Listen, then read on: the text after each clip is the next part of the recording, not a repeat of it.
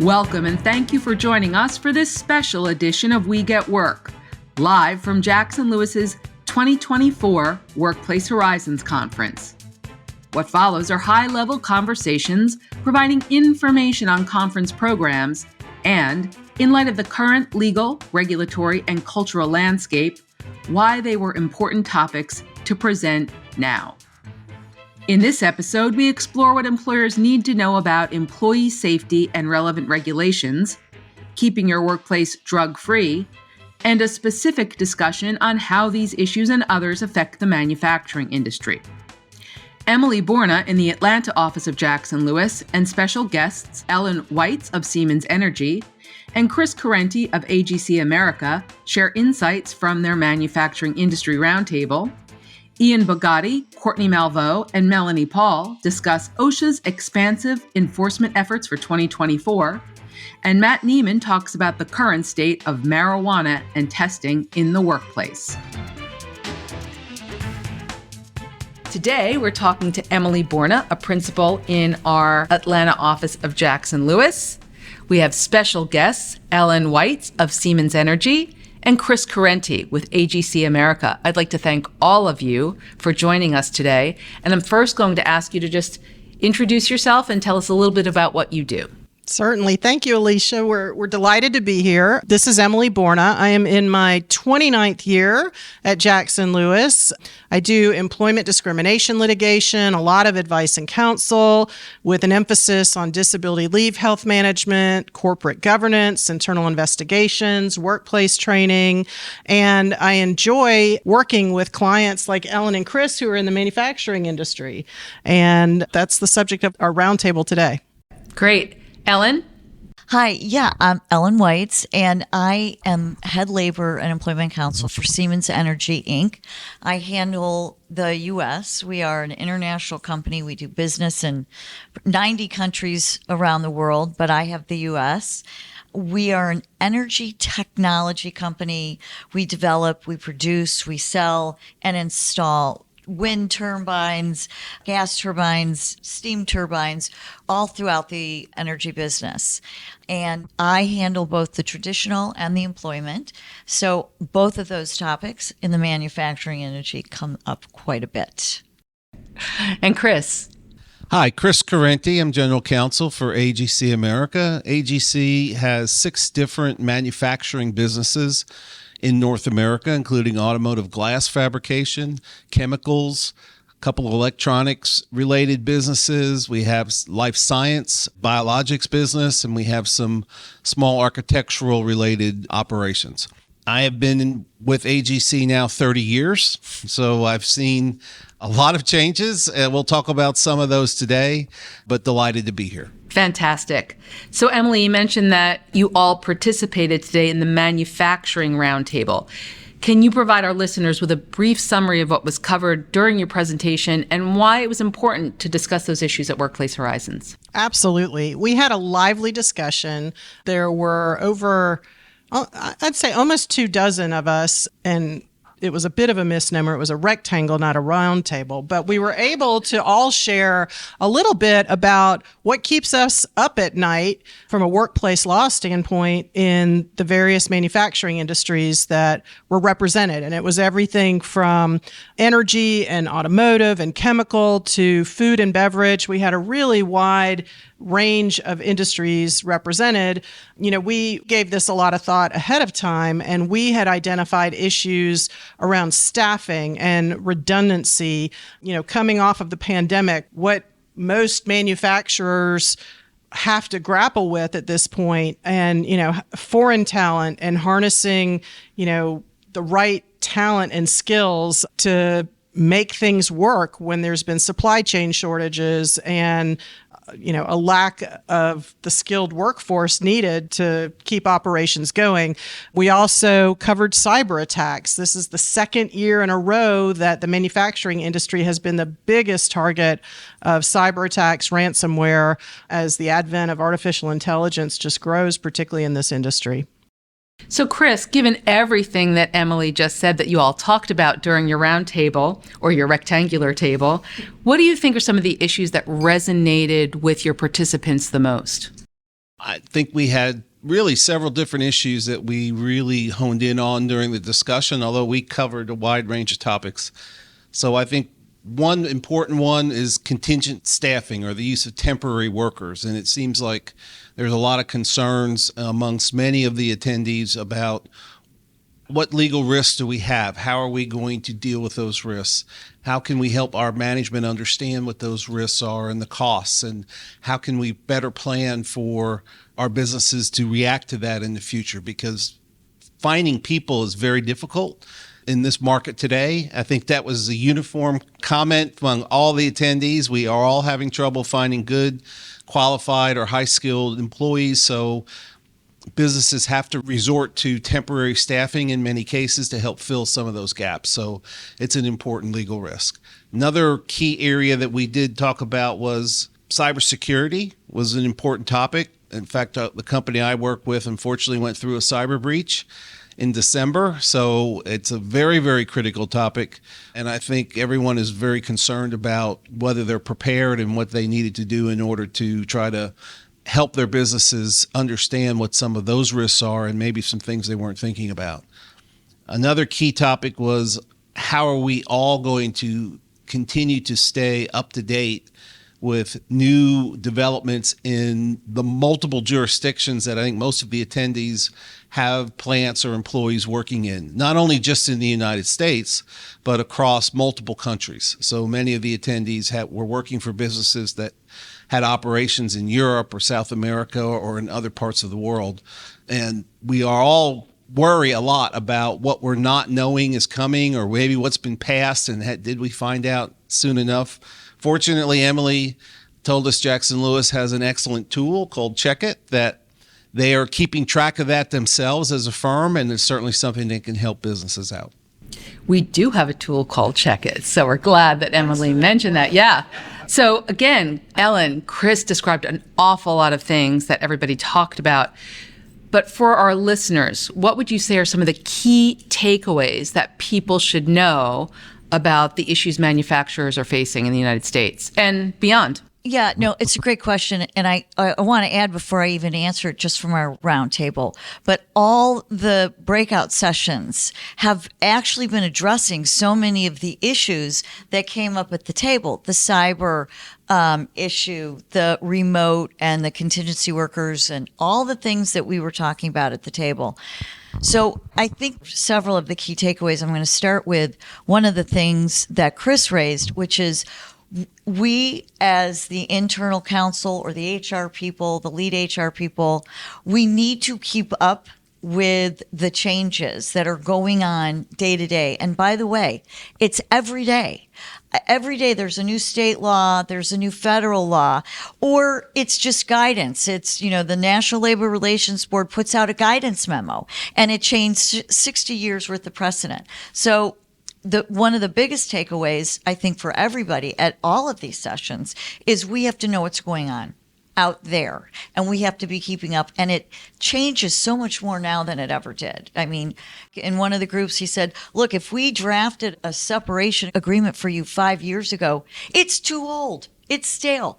You really have to keep up. The other thing I think we learned from this meeting is that we have to be able to keep our pulse on what is going on in our own businesses. So much happens that nobody tells us about until after the fact. And so for me, one of the takeaways is, how do we make sure that we are staying in touch?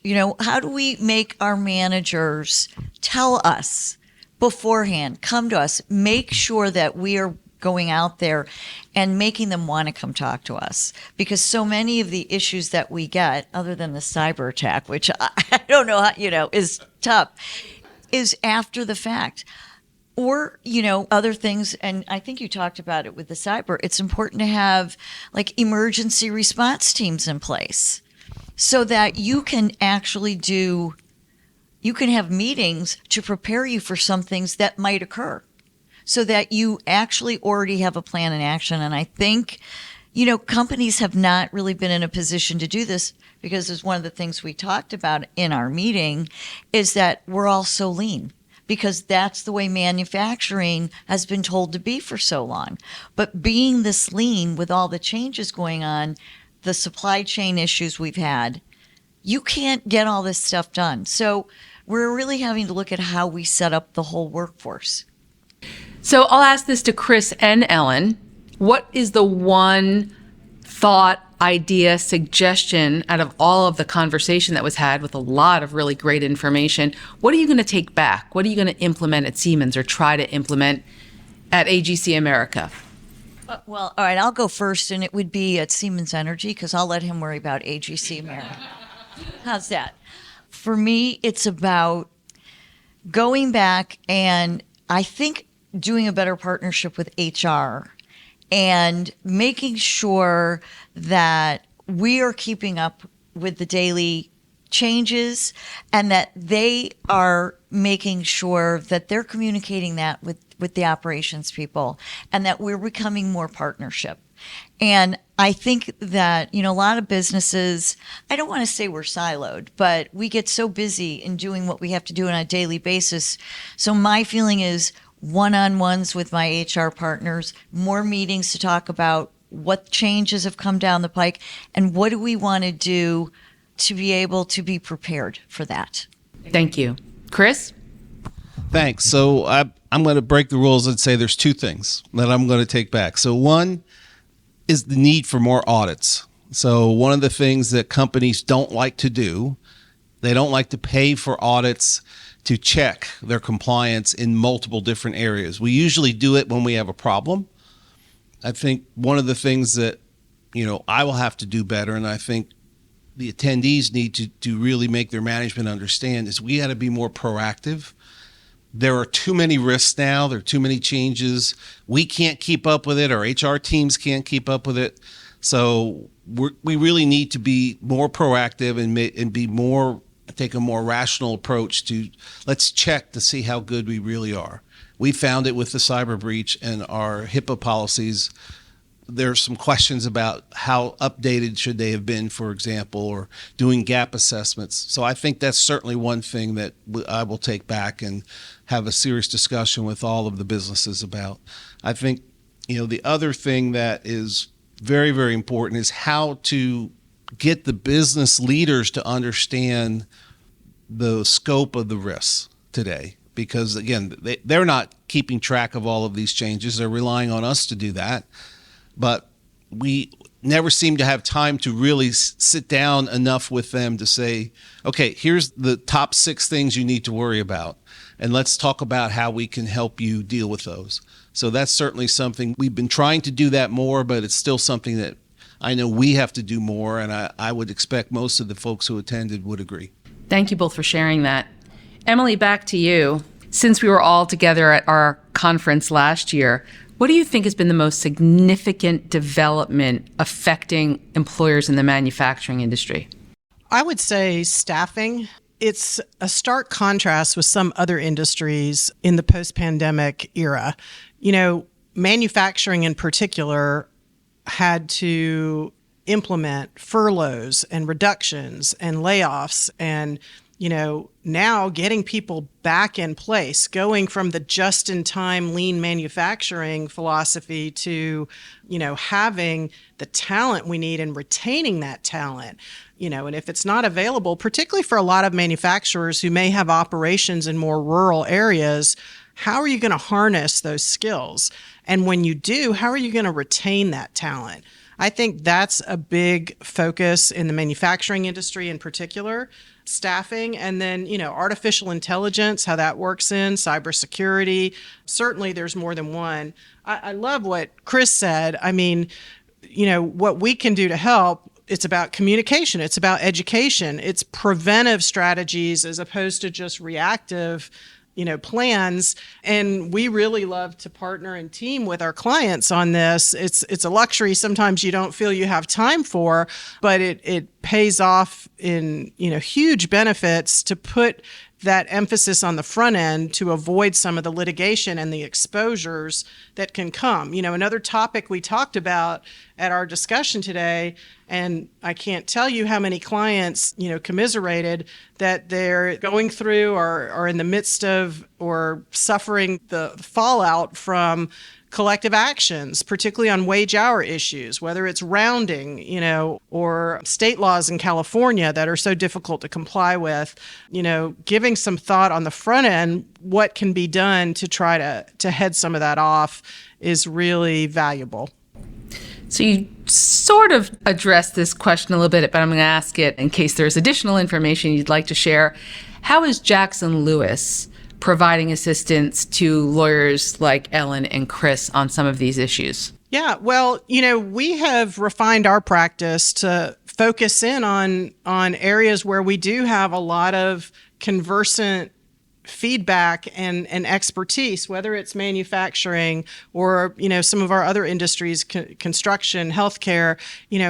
The value of sitting around the table with other people in these industries and hearing some of the same thoughts and brainstorming about ways to address them is incredibly valuable. And so we have a blog, for example, for the manufacturing industry that comes out on a regular, cadence about the latest developments. And we have conferences like this where we can exchange and share. Chris, your check is in the mail because audits are one of the best preventive strategies, and tools that we can do to help our clients stay compliant. And with new tools we're developing, like the Check It resource, which is available to clients for an annualized subscription, they get the benefit of the work that we are doing in our 60 plus offices on an ongoing basis to stay abreast of the latest developments and new legislation from jurisdiction to jurisdiction, because it's a full-time job just to keep up with that moving target. We can be a resource to help you ensure compliance, as you have a revolving door of people and you're trying to be responsive to emergencies that are knocking on the door. Emily, Ellen, Chris, thank you so much for joining us behind the podcast mic today, and we hope you enjoy the rest of the conference. Thank you. This afternoon, we're talking to Matt Neiman, principal in the D.C. Region Office and a member of the firm's Drug Testing and Substance Abuse Practice Group. Good afternoon, Matt. Can you tell us about you and your practice at Jackson Lewis? Absolutely. I'm glad you had me. Unbelievably, I'm approaching 18 years here at Jackson Lewis. Congratulations. I guess all that time as a drug prosecutor has paid off. I could talk about drugs for a living. Not surprisingly, the title of your presentation today was Marijuana and Testing.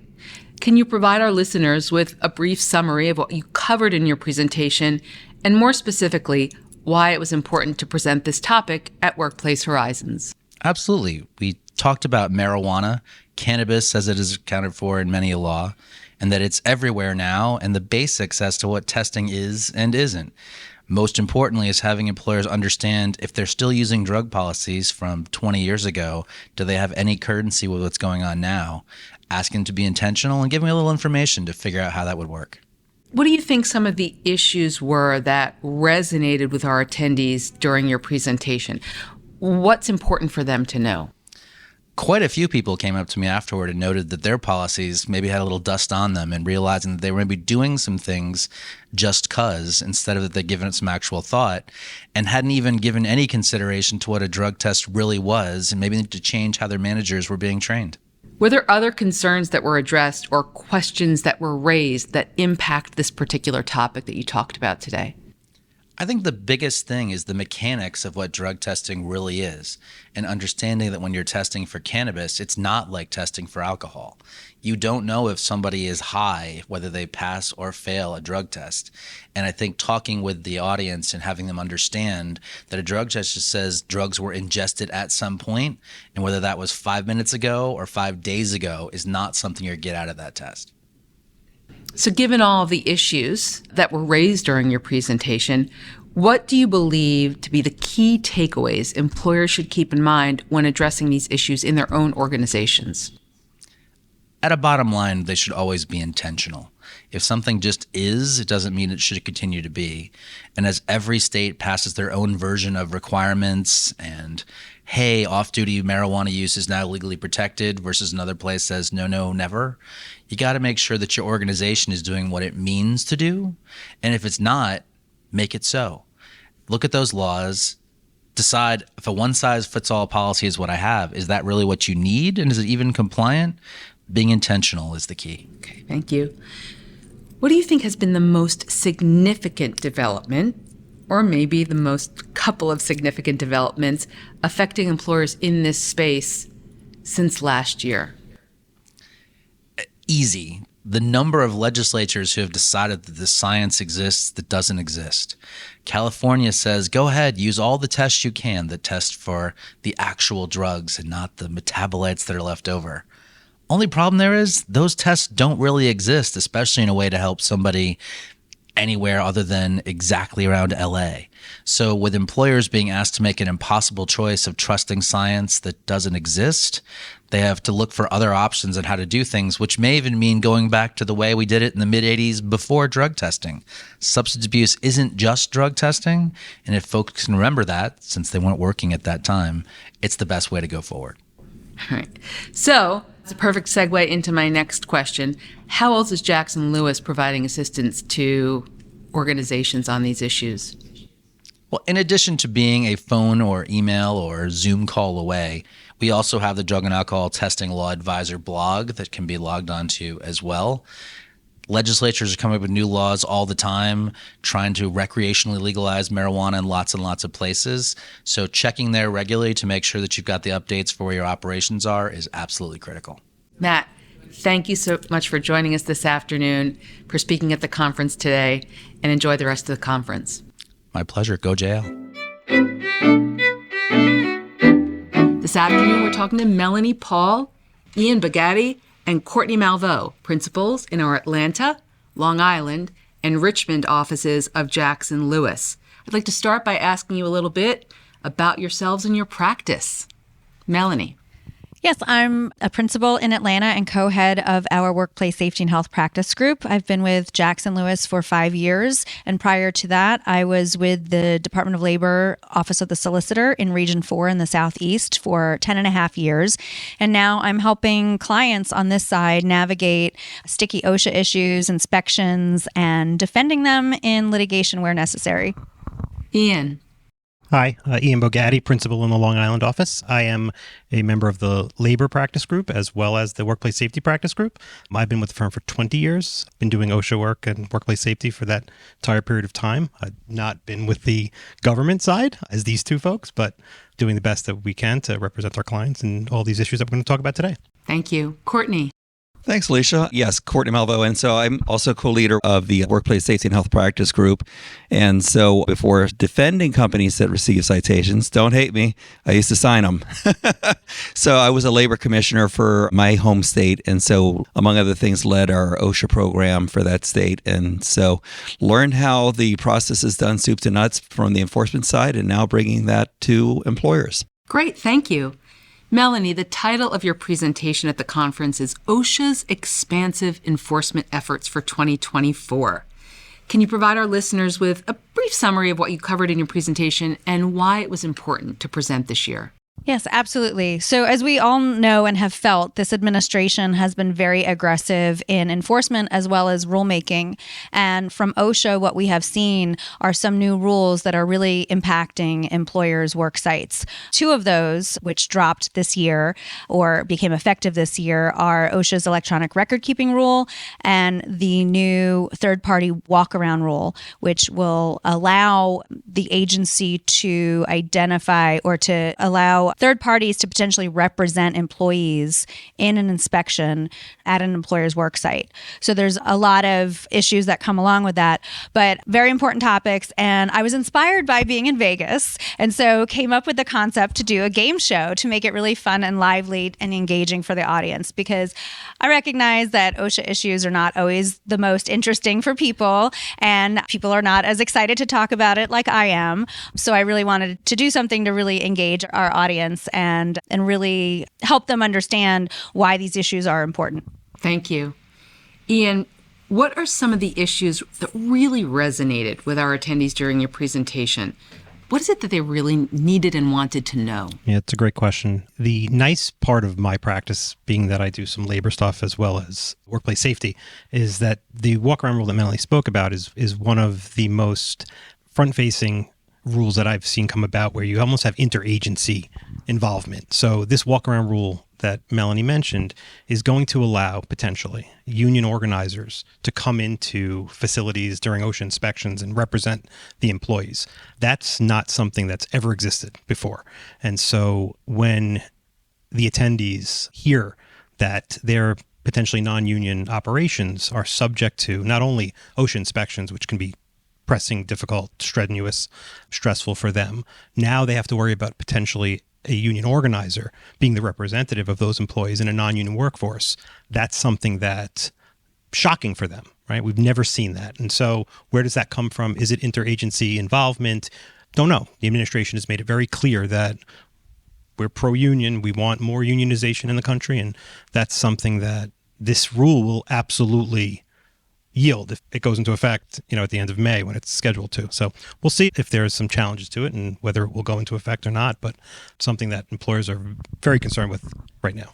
Courtney, what are some of the other challenges you talked about? So the first time we presented, and I expect we will again very soon, get questions about how to handle when the inspector shows up at your work site. What do you do? And you can't just freeze in the headlights. You do have to act with intent. And so having kind of a plan, having a point person, and asking the right questions up front. Questions like, okay, if there's a third party person there, what are their credentials? And ask the compliance officer, so this person here, how is this person helping with your investigation here? And what value are they adding? What are the credentials?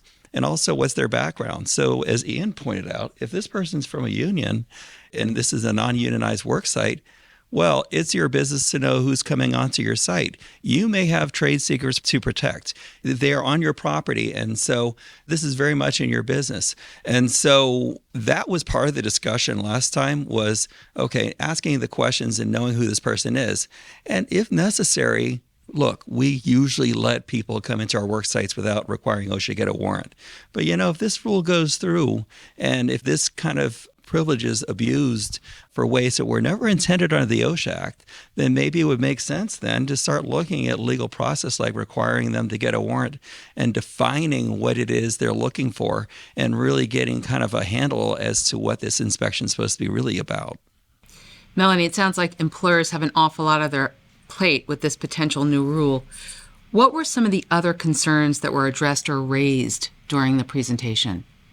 Well, our clients in the audience really wanted to know about what they can do to prohibit potentially third parties from coming onto their work site. They might want to cooperate in an OSHA inspection and not make OSHA go get a warrant to conduct an inspection there, but they might want to exclude those third parties. And what is that going to look like? And how are they going to be able to do that? So those were some of the questions that we had from the audience that they were really interested in knowing about. What are a company's legal rights under due process in the U.S. Constitution? Guess what? The Fourth Amendment actually applies to companies. We don't think of search and seizure law as applying to places of business, but it very much does. And, it's going to be important to hold the agency's feet to the fire on that and make sure that they are dotting their I's and crossing their T's and really making sure that they're protecting employers' due process rights. And, look, the agency doesn't have any obligation to advise companies on what their rights are, which is why it's so important to reach out to outside counsel and people with subject matter expertise like us to be able to advise clients that they do have these rights and, for us to strike the balance in asserting those rights while also cooperating in an investigation. And it can be a fine balance. Melanie, thank you so much. And it's really interesting. Most employers wouldn't necessarily think of using the Fourth Amendment in that way. So, Courtney, what might be some other key takeaways you want our attendees here today and our listening audience to be able to take from your presentation? Right. So these new steps OSHA is taking is in the context of what issues already were there. And so when OSHA shows up, and we're not only thinking about whether to open the workplace to that and compliance officer and to the third party person that might be with them. So it is important to identify, okay, what is the extent of this inspection? Is it targeted? Is it comprehensive? For certain industries that are under a national emphasis programs that still endures, OSHA is taking targeted inspections and opening them to virtually comprehensive ones already.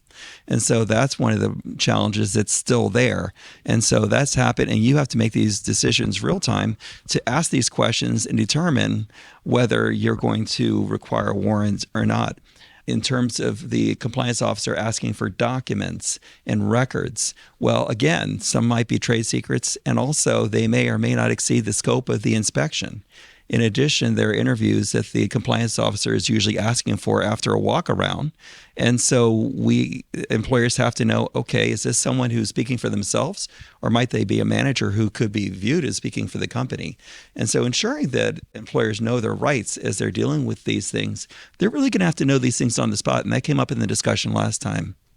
Ian, how are Jackson Lewis lawyers like Melanie, Courtney, and yourself providing assistance to employers on not only the issues that are in front of them today, but what might be coming very, very soon? Yeah, so look, OSHA inspections are challenging.